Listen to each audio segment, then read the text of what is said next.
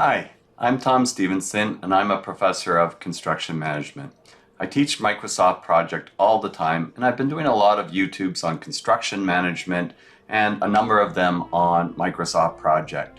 I've been using the desktop version of Microsoft Project Professional in my other videos, Professional 2016. There's not been tons of changes to Microsoft Project, so if you're watching this, you should be okay using versions 2010, 13, 16, 19. There's not been dramatic changes. There's been changes for sure, but you can do the basic things you need to do and they're pretty much located all in the same spot. For today, I'm going to be, and this particular series, I'm going to be using part of Project Plan 3, which is a subscription service through Microsoft. Project Plan 3 I've just brought up on my screen because I find there's always a lot of confusion about this. I even had confusion myself trying to get it loaded properly when I originally did it. But there's different versions, and this is at the US site, so me being in Canada, it's more expensive because of the exchange rate. It's probably about 30% difference in the monthly fees, and you've got different plans, and I would recommend that you go with at least Project Plan 3. Project Plan 3 will give you, in essence, Microsoft Project Professional.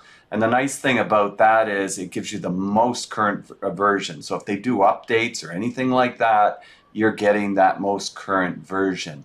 Project Plan 1, I'm not sure why you would want that. It's got this online aspect that you can do some things, but really I think you're wasting your money on that one. This one, you get the full version of Project, and which is down here. It's just sort of like hidden down here. It says desktop client. Use fully installed up-to-date Project desktop app. License covers up to 5 PCs. It doesn't mean that you can use 5 versions at the 5 different people using it at the same time. It just means you can load it to 5 different PCs. You can only use it really once, so it's not like 5 different licenses that way, but it is very handy and you can load it to more than one device, which in my case is also very handy from that perspective. So I just wanted to get that clear from the get-go which version I'm using, which is going to be the most current version out there. And you can even get a trial free 1-month version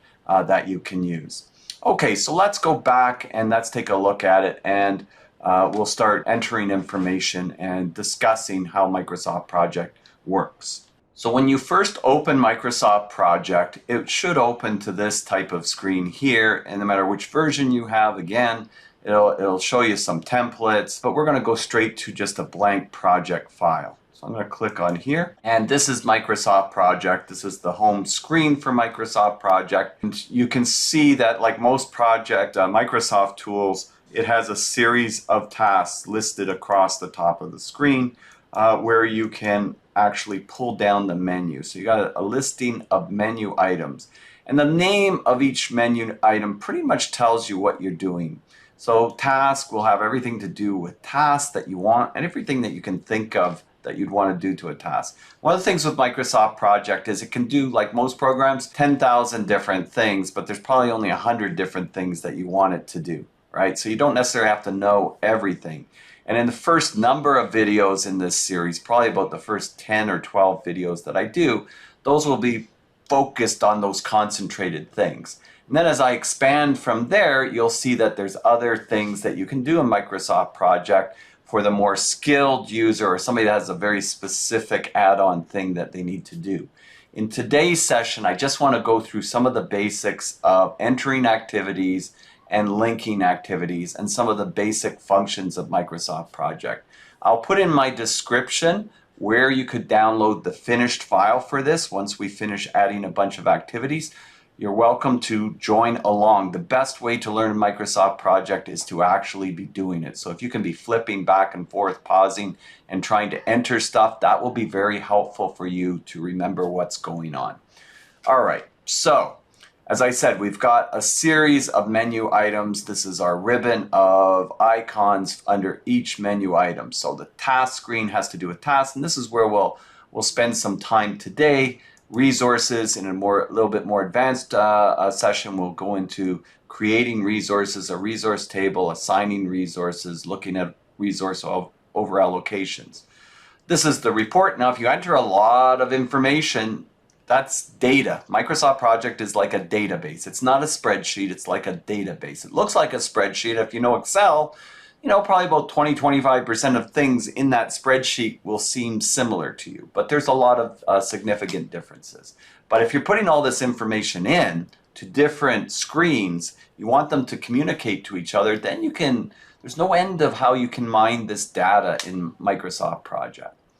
Here is things that have to do with the project globally. So if we're going to put a project start date in here, if we're going to do calendar items, we're going to have to do that, put in holidays and things of that nature. Set a baseline. Baseline's very important in project management software. You put all this information in, this is your plan. Guess what? It never goes the way you plan. It never goes the way you plan. If you're in IT, if you're in construction, that's the way it goes. What we need to do is learn to iterate, adjust, pivot, and work back to the baseline. And we'll get into that stuff in further videos as well. So yeah, all of these items have to do with the project. The View tab, well, we put all this data in. Guess what? We can filter it, we can highlight, we can group, we can sort. We can do all sorts of things to it under the View tab. There's, of course, the Help pull down, and there's how you can customize the view of it. We'll talk about critical tasks and how they can be displayed and how you can change views and what summary tasks and work breakdown structure items are as we go along in future videos as well. I'm going to make my text style a little bit bigger before I start because this might be a little bit small on whatever screen you're using. So I'm going to go to text styles, and once I get into the text styles, I'm going to click on a little bit larger font size, and so it will make this bigger. So hopefully you can see that a little bit bigger. Now you notice I just grabbed that bar. I can pull that to the right and to the left. That's basically separates our Gantt chart area, which people just tend to call a bar chart. It's called a Gantt chart after Henry S. Gantt, who invented it. And we have our standard entry view. So right now, when you open it up, you should be in the entry screen unless you are already moving different screens and you left it and saved it in a different screen. But when you start out, it will generally open up in the entry screen. So all I did was I clicked on this square icon box. I right-clicked, and you see there's a series of menus here and tables that you can click on. And we'll be talking about these ones as we go through this series of videos. But we're currently in the entry screen. It's what it says. It's the screen that you want to enter information into. So in the entry screen, I'm going to start entering stuff, and you can follow along here. And as I said, I'll put in the description Google Drive link that you can download the finished file if you like, so that you can, play around on it. That's a possibility for you. So let me start entering stuff. Let's pretend we're doing classroom remodeling, right? So we're going to renovate a whole bunch of classrooms. And the first thing I did was I clicked in here just like you would into a spreadsheet, and I pressed enter. Well, you notice this little pin shows up. Well, that pin is saying manual schedule. You don't see anything over here, but you do see this pin, right? You see the activity, there's no duration here. It's in manual schedule. It's kind of like right now, just in a holding pattern, it's not doing anything. You should, best practice in my mind for entering information is to put everything into what we call auto schedule. You might want some things manually scheduled if you're just typing them in and you're putting them in a holding pattern, you want to come back to it, and then you want to have it auto schedule, you can do that. But generally speaking, you want everything in auto schedule because it won't be developing the schedule the way you want, and it won't be showing it as it truly is. So I'm going to just pull this down. I'm going to click on auto schedule here, and you notice it puts the date, and it puts one day by default, and it puts a question mark. All right, so I want it to do that all the time. I don't want to every time do that. So I'm going to pull down my mouse to the bottom of the screen. And if you see down here, it says new tasks manually scheduled. So I'm going to click on that. And I'm going to say auto schedule. So new tasks auto schedule. So that means every time I enter an activity, it should be auto scheduled. I don't have to do that anymore. Doesn't seem like much, but you forget about these things and you wonder why things aren't showing the way you want them to show and display. It's a big deal. It could save you a couple hours just trying to figure that one out in the beginning. Okay, so we've got classroom or model. I'm going to enter a series of tasks and we can work from that just to get through some of what the relationships are and how the information gets input into the system. So I'm going to say install metal stud partitions. Those are walls. I'm going to say rough in electrical, rough in plumbing, and it's best if you can follow along. Rough in HVAC. I'm going to say drywall first side. I'm going to say inspections.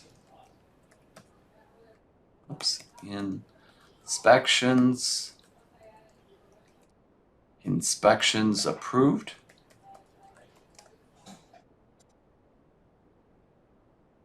Drywall second side. Say tape drywall. Say install T-bar ceiling. We'll say install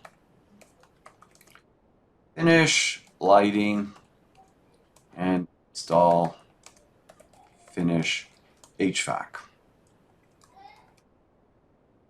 And I'm just going to say install ceiling tiles. As this is the first video, I'm just going to take it so far.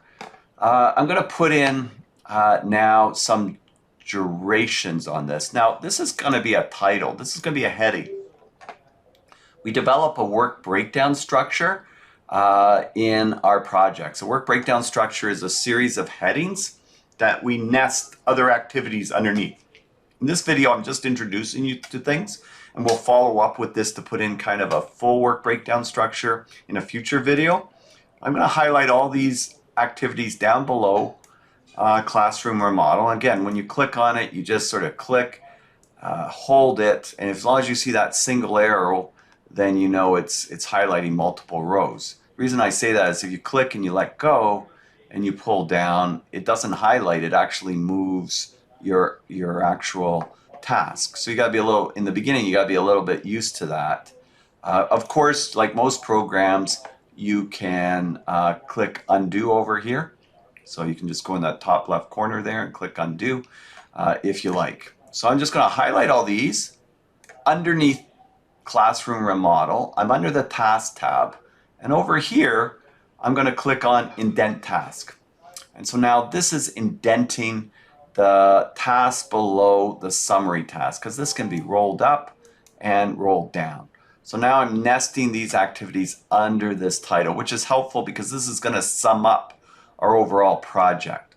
Now I'm going to put in some durations into this particular file. So I'm going to say, you know, this is going to take 15 days, this is going to take 14, 12, 16. I'm going to say that drywall first side is going to take 8 days, inspections 5 days, inspections approved 0. Look at that. It put in a little diamond. That means this is a milestone. If you got something that's 0 duration in Microsoft Project, that's a milestone. So milestones in project management terms are something that's the start of something or the finish of something. It's not the doing of something. So keep that in mind too. So you try to make 0 days for things that you want to sort of stand out. It can be like a motivational tool when you're creating projects. All right, so we've got drywall second side. I'm going to make that 8 days as well. Tape drywall, I'll say is 12. T-bar ceiling, I'll say is 8 days. Install finished lighting, 7 days. Install a finished HVAC, the drops for the diffusers. And then we'll say 5 days for the ceiling tile. Okay, so I've just entered a bunch of activities. Now you notice up here it says 16 days. So this sums up in working days. Now a working day are days that you plan to work. It would not count weekends if you don't plan to work. It would not count holidays if you didn't plan to work those either. So right now you should be able to see, depends on the brightness of your screen, but you should be able to see a little bit of a hatching here, which is showing that Saturdays and Sundays are non-working days. So we're starting with the default calendar, which assumes a 40-hour work week and that you're not working Saturday and Sunday. I haven't put any holidays or anything into this. This is a file we're going to build on as we go through the different videos in this course on YouTube that I'm putting together here. All right, so we've got these particular items here. I'm just going to pull a screen just like you would in Excel, right? So remember I said some things are like Excel. I just grabbed that and I pulled that so it wouldn't be crowded out there. And so these are predecessors, right? And predecessors are what must happen before something else happens. In Microsoft Project, these numbers indicate basically that task. It's like a database system. If you remember when you were a student, you were given a student ID, and that student ID was unique to you. Well, each one of these activities has a unique number, and it's just unique to that particular activity. I could have 3 activities called rough and plumbing, but they would have different numbers, right? Should try to change them a little bit. So, rough and plumbing first floor, rough and plumbing second floor, so that it's clear. But it's possible to have the same name, but you would have different numbers. Just like there could be 2 Tom Stephensons at the same college, but there would be different student numbers. Okay, so I'm going to look at this. Now the first activity, it's the first activity. There's nothing that starts before it in this case. So doesn't have a predecessor. Rough and electrical, let's say it would have number 2. Let's say rough and plumbing would have number 3. And if you're looking at the right over here, and if I scroll a little bit, you'll see that it's moving those activities along, right? It's also adding up. Here, now it's 41 working days for the whole project. So now it's 41 working days for the whole project. So it starts to add that up. Now I could shortcut this a little bit.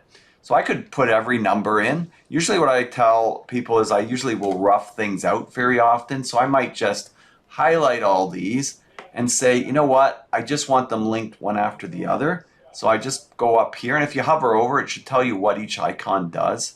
I'm going to click there to the link icon, and now I've linked pretty much everything one after the other. Every activity is linked one after the other. So now what I can do is I can start to work on it and sequence it a little bit more. Now again, this Gantt chart here, it's got this time scale over here. You can shrink that or expand that. In the bottom right corner, you'll notice there's a minus and a plus. So if I go minus, it's shrinking it down. So I can see more of what's going on my actual Gantt chart here by just scaling it. So it's just like scaling. It's not changing any of the data, it's just changing the view. All right, so now I'm saying, all right, that's too long. 120 days is too long. So what I'm going to do is I'm going to make some of them happen at the same time. So I'm going to go rough in plumbing, rough in HVAC, and you see how they're going now concurrently. Drywall first side. That means that they're all starting after install metal stud partitions is complete. That's a finish to start relationship. Install metal studs has to finish before we start these. So we're kind of setting up how we want to run our project.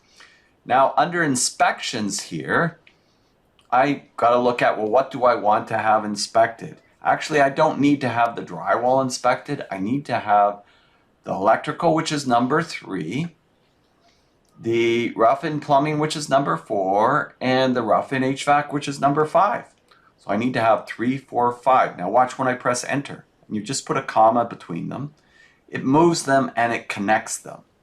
Okay?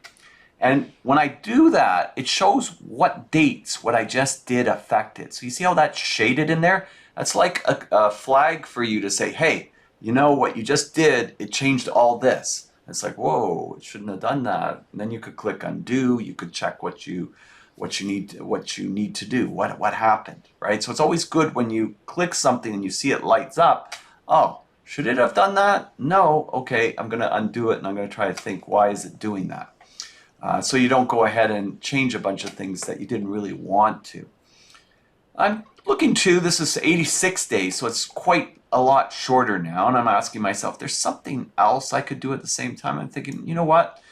Over here, I could have install, finish HVAC, and done, starting at the same time as the T-bar ceiling finishes. So I can put that there, and I've got that set up like this. Now, what we're doing in scheduling software is we're setting up a network of activities. All right, we're setting up a network of activities. And what we're trying to do is determine when are we going to start and when are we going to finish. So right now, with this network, I've got it starting, this is today's date. I don't know when you're looking at this, but this is today's date. And I've got it finishing then like May 23rd, right? So I've got, sorry, May 1st. I've got it finishing May 1st. Well, there's a few things here that's going on. So it's put together the network, knowing that we're starting on this date and these are the durations, it's calculating all of this information for us. Now I can go to the View tab, so the View tab, and actually the Gantt chart format tab, and I can go to critical tasks. You see how it made some of the tasks red?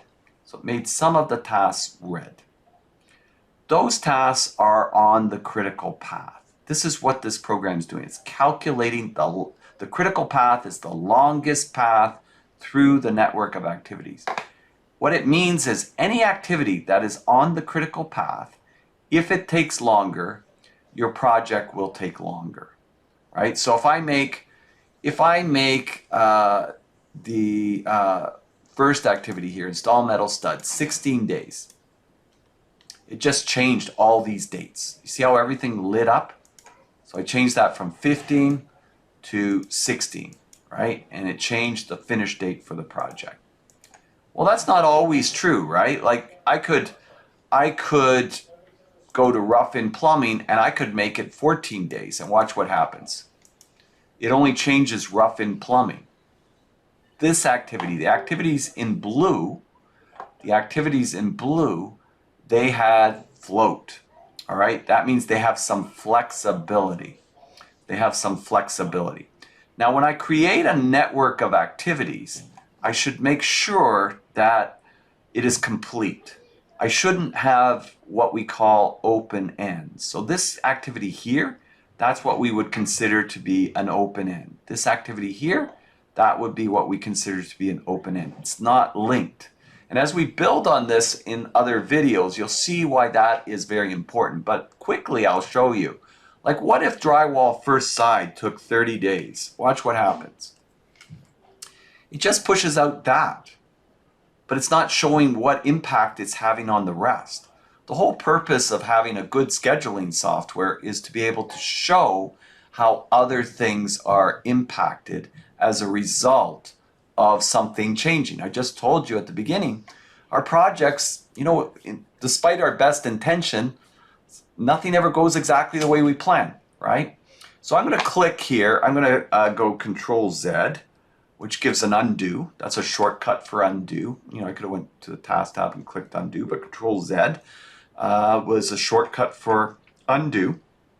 And I'm going to link this to what makes sense. All right, so it makes sense for drywall second side to be linked to drywall first side. So I'm going to type in here number 8, and I'm going to leave that. That makes sense. I want the inspections improved before I install the drywall on the second side, but I'm going to put comma 6 here. And so now it's linked up. So now look at it. If I change this to 30 days, look what happens now. It becomes critical and it pushes out the whole project. Right? So that's what I want. I want it to display that. So very important to make sure that you do that. I get a lot of pushback from, you know, site supers and project managers. Sometimes, oh, it doesn't matter. It's months away. It doesn't matter. No.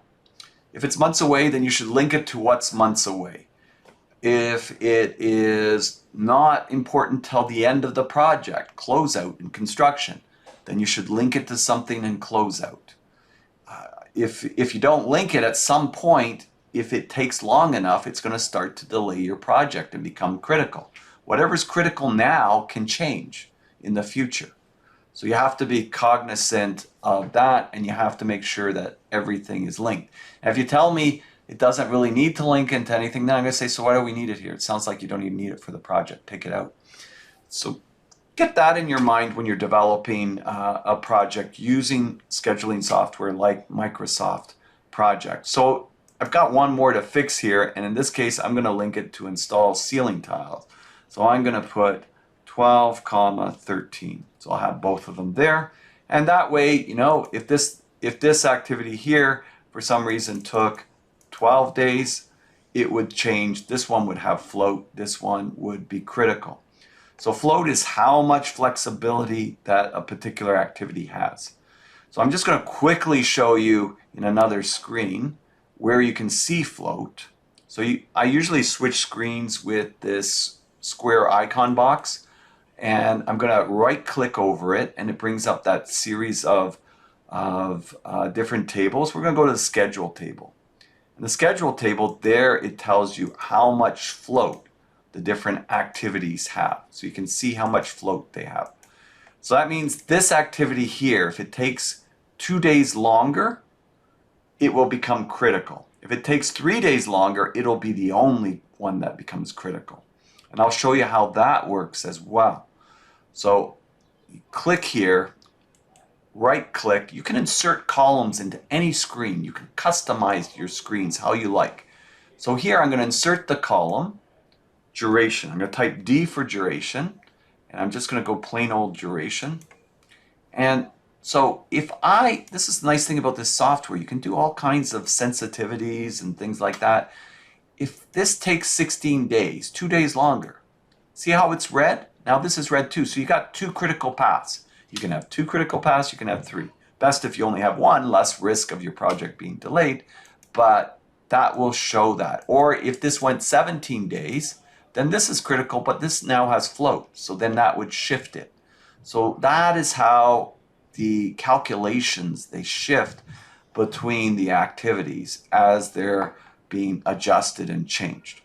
I'm going to slide back, and I'm going to go back to, this is half the battle in the beginning, getting used, what screen am I in? Where is this? So I'm going to right click here, and I'm going to go to entry.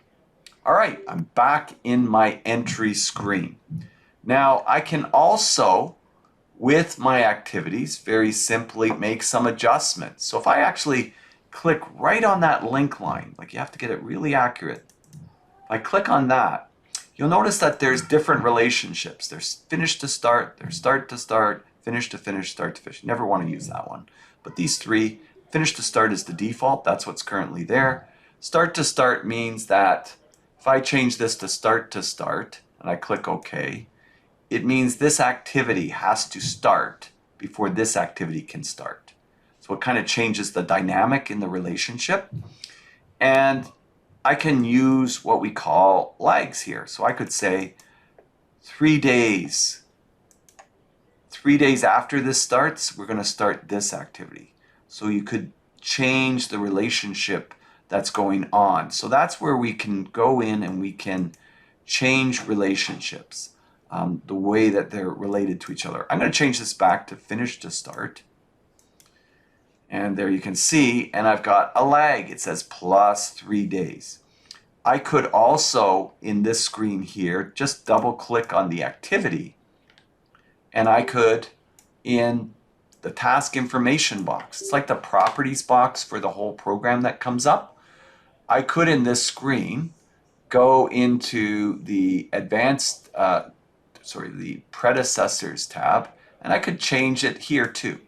I could go minus 1, 2, 3 days if I wanted to. And that's just changing the dynamic again. See how it pulled it back 3 days? And it says FS, finish to start, minus 3 days. So you should be able to set up the schedule so that the relationships are whatever way you want those relationships to be. And that can be very helpful for you from that perspective as well. So that's pretty much what I wanted to get covered today. We'll be advancing in future sessions as we move through this course of materials with this particular project. And so if you're interested in downloading what we have so far, I will leave a Google Drive link in the description below, and you should be able to download where we just finished off. So don't forget, if you enjoyed this, to click subscribe, click notifications so you can see as these new videos come up, and you can follow along and get used to scheduling your projects. I'm Tom Stephenson, wishing you a wonderful day, and we'll see you next time. Bye for now.